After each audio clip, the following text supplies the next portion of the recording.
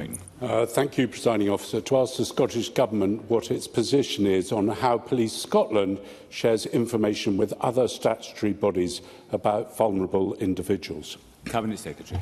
Presiding Officer, it's my understanding that Police Scotland shares information with other statutory bodies in a manner that is lawful, necessary and proportionate, fully in line with data protection legislation, human rights obligations and safeguarding duties. This can include circumstances where there is a clear risk to life, safety or well-being. Protecting vulnerable individuals is a core priority for Police Scotland. Their three-year plan makes clear that ensuring people in crisis or distress receive the right support at the right time from the right service, and that's central to how they operate, and this Government fully supports that ambition. Edward Mountain. And I thank the Cabinet Secretary for that answer, and I'd like to thank her and the Deputy First Minister, Presiding Officer, for meeting myself and the families of the individuals killed and injured in Inverness in 2020. Subsequent to that meeting, I've identified that the police had no forms of concern relating to the accused who had been previously arrested. The families and I have looked at the mental health and policing framework for collaboration and see little that would compel the police to liaise more closely with partners such as NHS boards and councils. What guarantee can the Cabinet Secretary give to assure families that Police Scotland will learn from this incident to ensure more joined-up action in the future? Cabinet Secretary.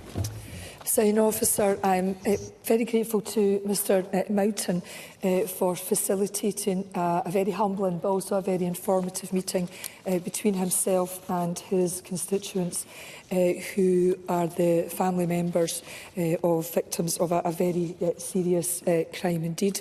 We've engaged substantially with Mr Mountain and his constituents over the framework for collaboration.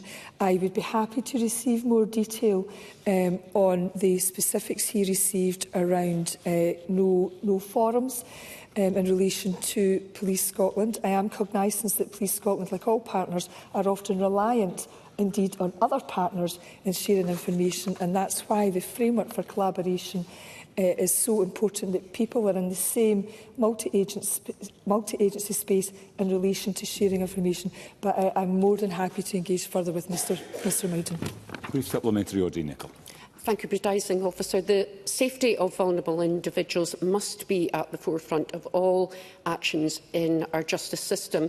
So can the Cabinet Secretary provide some further detail on how Police Scotland ensures that personal information remains secure when sharing with third parties? Cabinet Secretary. It's obviously an operational matter, but I am aware that where a decision is taken to share a vulnerable person concern report, which is an established procedure with Police Scotland, where they share that with an external partner, Police Scotland uses a secure email encryption system to transmit the information in a password-protected format, and this approach ensures, as you'd expect, that sensitive data is transferred securely.